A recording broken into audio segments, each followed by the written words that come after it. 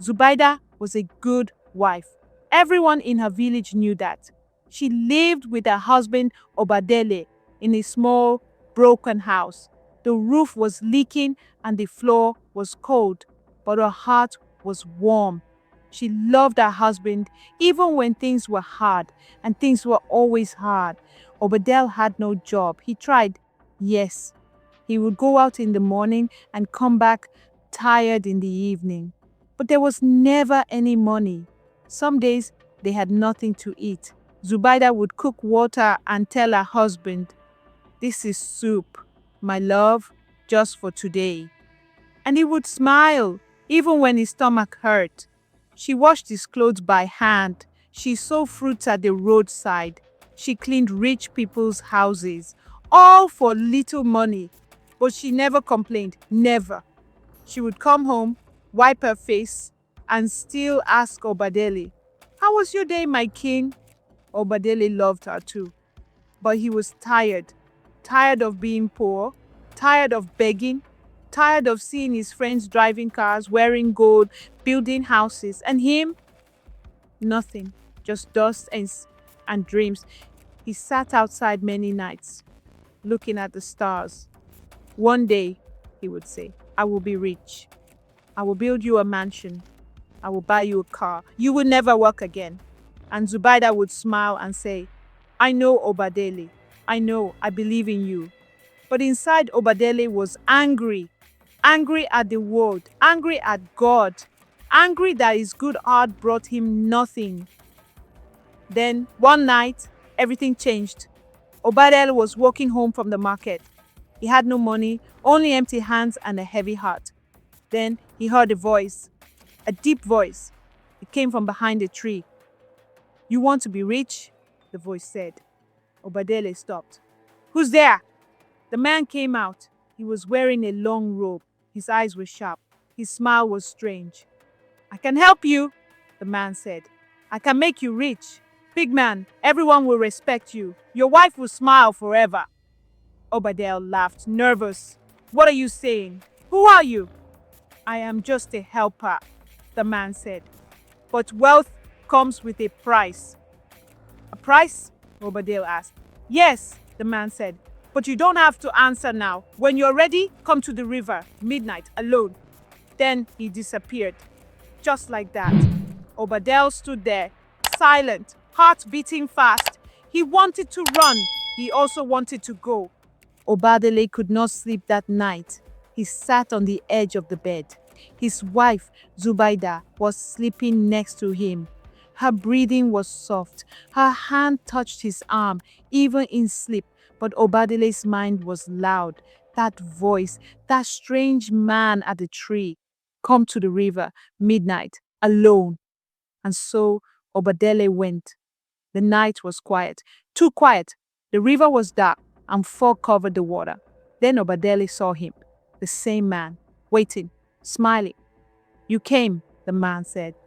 "I want to be rich," Oadeli replied. "Good," the man said. "Follow me." He led Oadeli through the forest. The trees looked like they were watching. The path was narrow, but the man walked like he knew every step. Then they reached a place, a deep hole in the ground, a wooden door. The man knocked once. The door opened. Inside it was like another world. Candles on the floor, faces in the shadows, men in black robes, a circle. They called themselves the Okuru Circus. Oadeli stood in the middle. His legs were shaking. His heart was loud. A tall priest came forward. His voice was slow, heavy. "You want riches?" the priest asked. "Yes," Oadeli said. "Then you must pay," said the priest. "No money, no gold, but something from your blood, something you love." Oadeli blinked. "What do you mean?" "A sacrifice," the priest said. "Someone close to your heart, very close." Oadeli looked down. My wife?" The priest said nothing, just nodded. Oadeli's lips shook. He thought of Zubida, her smile, her hands, her voice. But then he thought of their roof, their empty plates, his broken shoes. He closed his eyes. "I agree," the priest smiled. Then you must sign. A man brought out a knife, cut Obadel's palm. Blood dripped on the scroll. The priest raised the scroll. Your promise is sealed. Obadel felt cold. But then a sudden wind blew. The candles flickered. The men began to chant. Then Obadeli fell. When he woke up, he was in a fine bed, in a fine house. A maid stood by the door. Good morning, sir. Obadeli sat up. Sir? Yes, she said. You're the new boss. Obadel looked at himself. He was wearing silk. A gold ring was on his hand. Everything changed. Money came, cars came, land came, but he didn't forget. He had made a promise. And Zubida, she didn't know. She hugged him. You see, I told you, she said, you are my king. Obadel smiled, but it was a sad smile. Then, that night, the priest came again, this time in his dream. 30 days, the priest whispered. 30 days to give what you promised, or your own heart. Obadel's life changed like a storm. One day, he had nothing. The next day, he had everything. A big house, walls high like a king's palace, 2 new cars, shiny and loud. People came to greet him, some with smiles, others with questions in their eyes. He walked like a man who had arrived. He spoke with pride. He gave out money like salt. The poor blessed him. The rich looked at him twice. Zubida was full of joy. My husband, look at you, she said. God has finally remembered us. She wore fine dresses now, ate sweet food, slept in soft beds. But something inside her asked, how? Oadeli never told her where the money came from. No business, no job, just blessings, he said. It is my time, Zubida, he told her. I suffered enough. Now we enjoy. She nodded. She smiled, but her heart was not sure. Back in the village, people were talking. Some said, Oadeli is a man of favor. Others said, no, he joined Juju. He was poor like us just last week, one man said. Now he has 2 cars and a gate taller than a tree. What kind of prayer gives that? Even the old women whispered, quick money. That's not clean money. Zubida's younger brother, Nkem, didn't like it. He came to visit, sat with Oadeli. What business are you doing now? Nkem asked. Oadeli laughed and came. My brother, some blessings don't need a business. I prayed. God answered. But Nkem didn't laugh. He went to the back and sat with Zubida. Sister, are you not asking questions? He said. This money is not normal. Zubida touched his hand. Nkem, I'm just happy we can breathe again. But what if this is not air? Nkem said. What if it's smoke? Zubida looked away. Later that day, one of her old friends came to visit. Her name was Ifeoma. Zubida, she said, I am happy for you. But be careful. Why do you say that? Zubida asked. Because wealth without root spoils the tree, Ifeoma said. When money grows too fast, it forgets where it came from. Zubida tried to laugh. You're just jealous, she joked. But Ifeoma didn't laugh. That night, Zubida felt tired. Her body was heavy. Her eyes were hot. She lay down early. Are you okay? Oadeli asked. I think I need rest, she whispered. Take medicine, he said. You will be fine. But Zubida didn't get better. She got worse. Every morning, she woke up weaker. Some days, she couldn't stand. The doctor came, checked everything. There's nothing wrong, he said. Her body is fine. But she was not fine. Oadeli started avoiding her room. Nkem called again. She needs help, he said. Oadeli nodded, but said nothing. He knew why. He remembered the priest's words. 30 days. Zubida was dying, and she didn't know why. Zubida was fading. Each day, she felt her body slow down. Her legs could not carry her. Her hands shook. Her eyes stayed half closed. She couldn't eat much, couldn't smile like before. She would sit on the bed and whisper, "I feel tired, always tired." Oadeli took her to the doctor again. The doctor checked everything: blood, body, breath. "Her body is fine," he said. "There's no sickness here. Maybe it's stress." But Oadeli knew. He knew it wasn't stress. It was the sacrifice working. The blood promise. Her life was being taken piece by piece, and the clock was ticking. But still, he came home. He brought flowers. He sat by her side. He touched her hand lightly. He did all the things a loving husband should do. But his heart was not with her. His guilt was bigger than his love now. He couldn't hold her for long, couldn't kiss her forehead, couldn't stay in the same room for too many minutes. Zubida noticed. "You don't sleep beside me anymore," she said one evening. "I just don't want to disturb you," Oadeli replied. "You used to disturb me," she smiled weakly. "And I loved it." He laughed a little, but didn't answer. Yes, that night, she had a dream. She saw fire all around her bed. Shadows stood at the foot. Their hands were long, dark. They pushed on her chest, heavy, pressing. Her breath ran away from her. She woke up sweating, crying. "Oadeli!" she screamed. He rushed in. "What is it?" "I saw something," she said. "In my dream. Something dark. Something strong." "It was just a dream," he said. "No," she shook her head. "It was more." "Maybe it's the medicine," he said. "Your mind is tired." Zubida looked at him, deep. "Do you know something?" she asked. "What do you mean?" he said too quickly. "Something is wrong," she said. "With me, with this house, with us. My soul feels cold." Oadeli didn't speak. She touched his hand. "If you know something, please tell me." "I don't," he whispered. But his eyes told a different story. They couldn't lie. His hands were sweating. His face turned away. Zubida said nothing more. She lay down.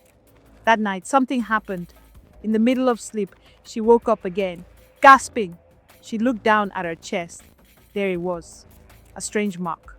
Round, dark, like a burn. It was over her heart. She touched it. It burned. She called his name once, twice. But Oadeli was not there. He was outside, staring at the stars again, as if the sky had answers. Nkem couldn't rest. Every time he closed his eyes, he saw his sister, Zubida, lying on that bed, weaker than before, eyes sunken, voice thin like wind. "This is not normal," he said to himself. "This is not sickness. This is something else." So Nkem watched. He started visiting more often, but not just to see Zubida, to watch Oadeli, to watch what he did, where he went, who he met. He saw the changes. Oadeli was always busy now, always on the phone, always driving out late, always receiving strange visitors. One day, Nkem followed him. He didn't go far, just to a local bar, but there a driver recognized Nkem. "You're Zubida's brother, right?" the man asked. "Yes," Nkem said. The driver leaned closer, whispered, "You need to check your sister's husband. That man is part of something dark." "What are you saying?" Nkem asked. "They call it a Okuru circle," the man said. "Brotherhood for riches. They don't joke. They give, but they take. They always take." Nkem's heart beat fast. His face changed. "How do you know this?" The driver looked around, then walked away. Nkem didn't wait. He ran straight to Oadeli's house. He didn't knock. He pushed the door open. Oadeli was sitting on the couch, eating. "You joined a ritual group," Nkem shouted. "You're killing my sister." Oadeli stood up, shocked. "What did you say?" "You heard me," Nkem said. "You joined the Okuru circle. You took blood money. And now my sister is dying." Oadeli's hand flew. Hard, he slapped Nkem across the face. "Get out of my house," he shouted. "You speak madness." "I will not leave her," Nkem shouted back. "Not without the truth." Obadel pushed him. Inkem fell. The guard dragged him out. Still, he didn't stop. He went to Zubida's room. She was lying there, barely awake. He knelt beside her. Sister, please, he whispered. Come with me.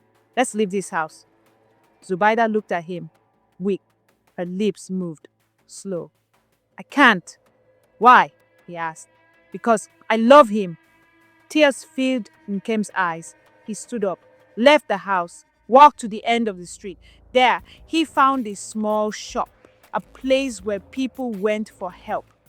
Not from doctors, but from spirits. An old man sat inside.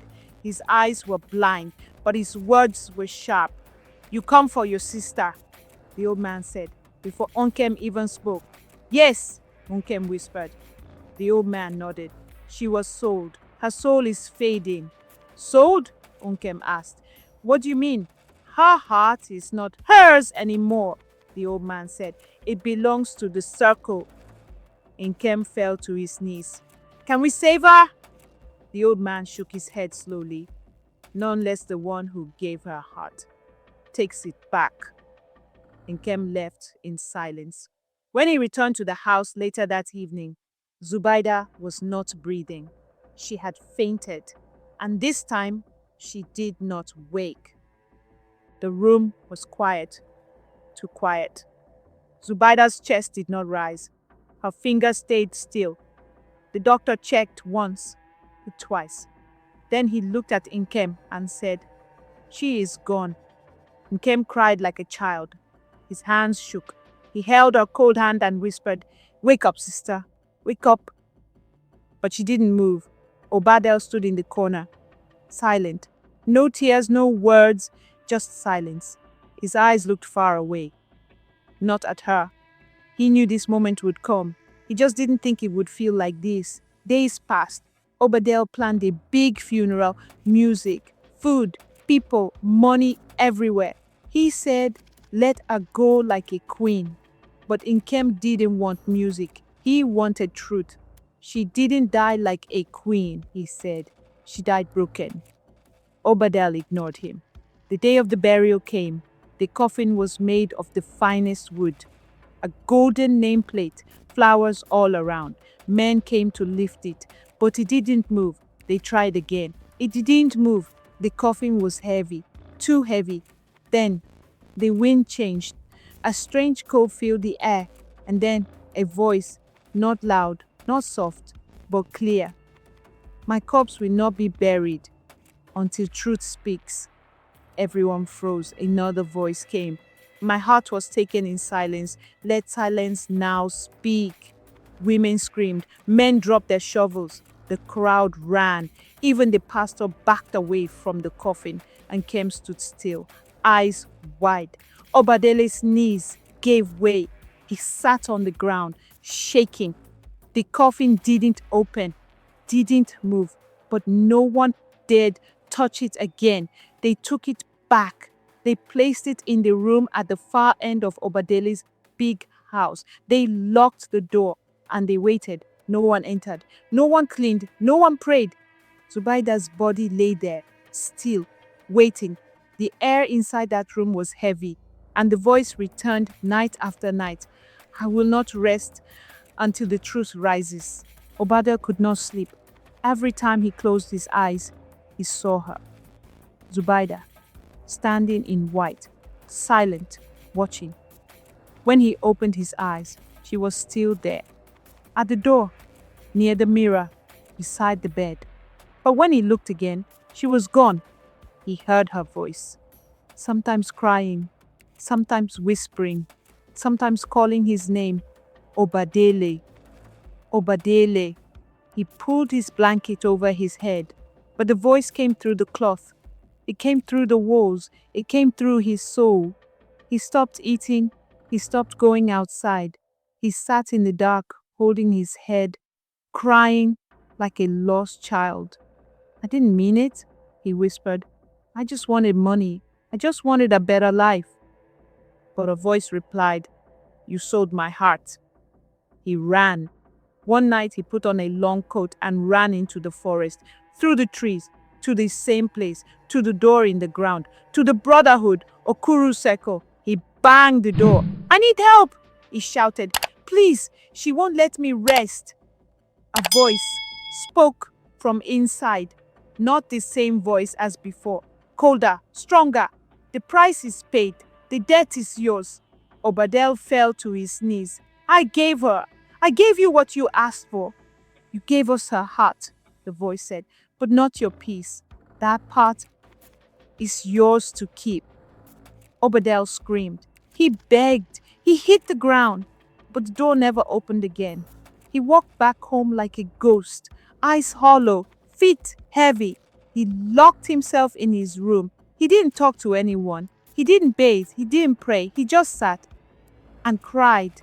He picked up a pen and wrote a letter to Nkem, to the brother, the only one who never stopped asking questions, the only one who might listen. The letter was short but full.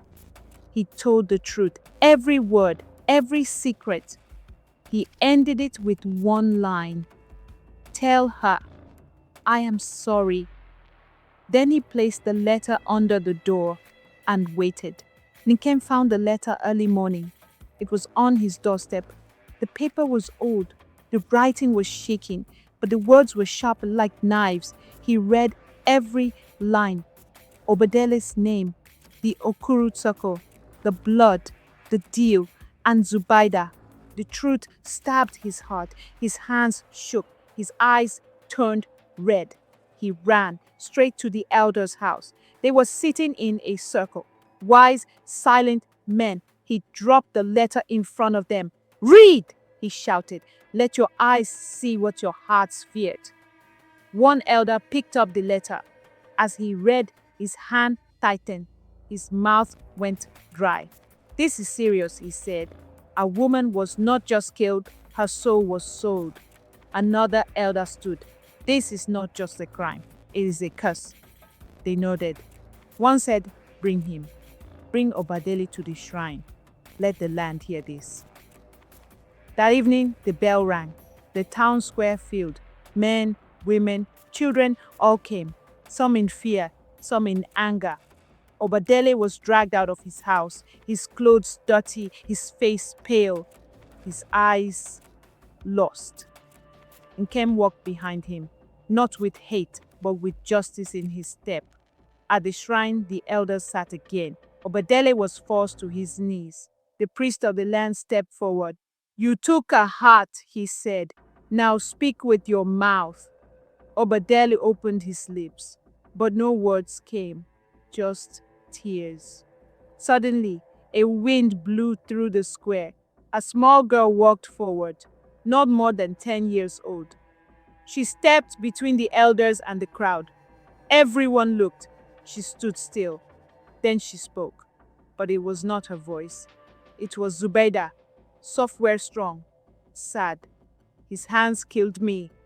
The crowd gasped. The girl pointed at Oadeli. "He gave my heart away. He made me sleep in death without peace." Oadeli fell on the ground, screaming, "Forgive me! Forgive me, Zubida!" But the girl's voice remained calm. "Let the land judge him."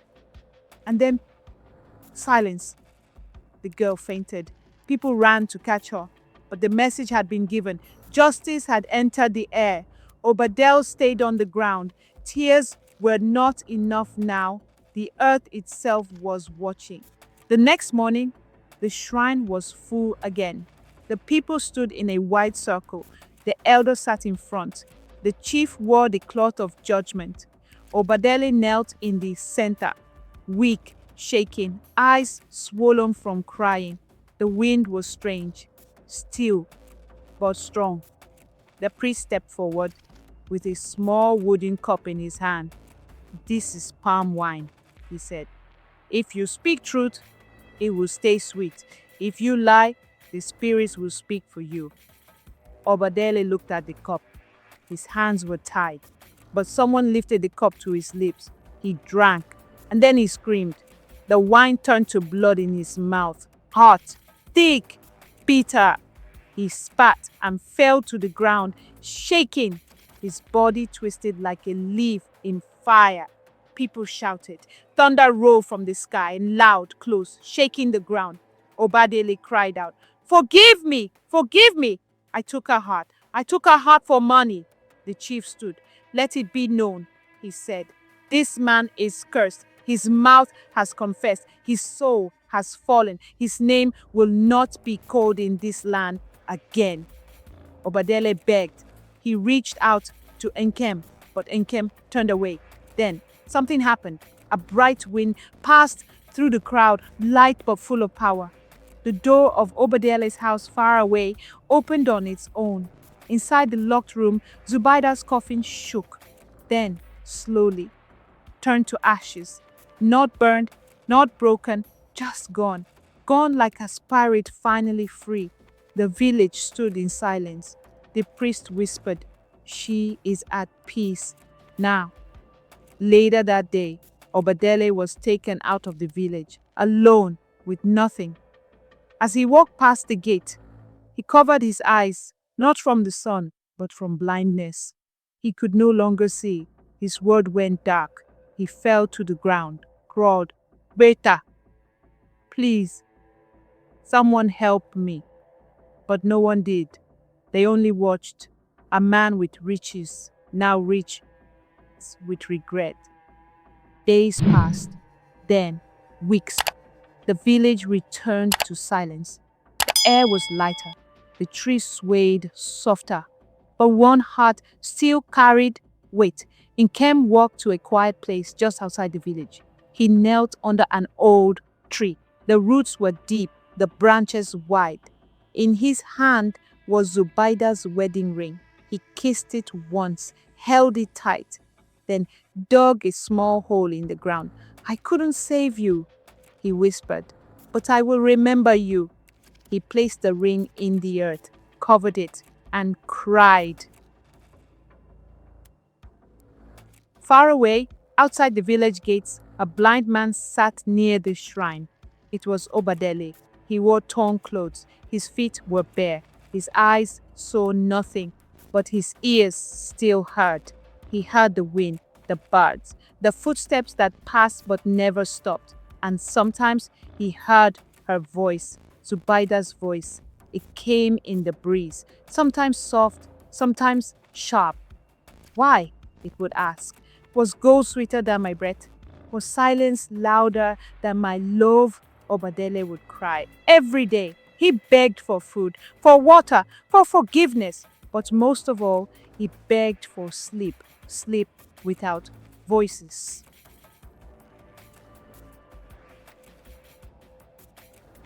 In the village square, the elders gathered. One of them stood and spoke. "Let no man ever sell love for coin again," he said. "For love is a gift, not a trade." The people nodded. Even the young ones listened. Edisti.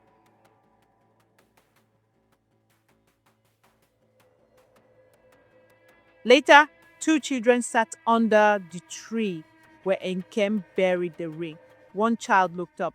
"Grandma told me about a woman who spoke after death. Is that real?" The other child nodded. "Yes, my father said it too.